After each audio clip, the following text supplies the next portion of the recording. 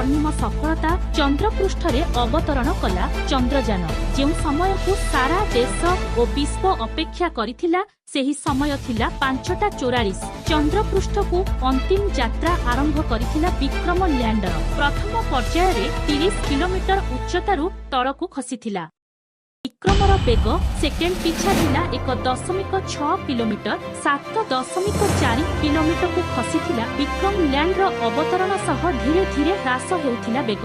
अवतरणर द्वितीय पर्याय रे समांतराल स्थिति रे थिबा विक्रम नेइथिला 50 डिग्री मोड़। सेतेबेले चंद्रपृष्ठर दूरता 6.8 किमी कमिथिला। 800 मीटर उच्चतारू आरंभ होइथिला फाइनल ब्रेकी फेज 150 मीटर को खसिथिला। चंद्रयान सेठारू अवतरण स्थानर अनुध्यान करथिला। एहा परे दक्षिण मेरु को स्पर्श करथिला स्पेस क्राफ्ट। चंद्रयान सफल लैंड परे इसरो तरफरु एक टपिट करा जायथिला। सेथिरे लेखाथिला पहुंची गली गंतव्य स्थल रे आउ आपण माने भी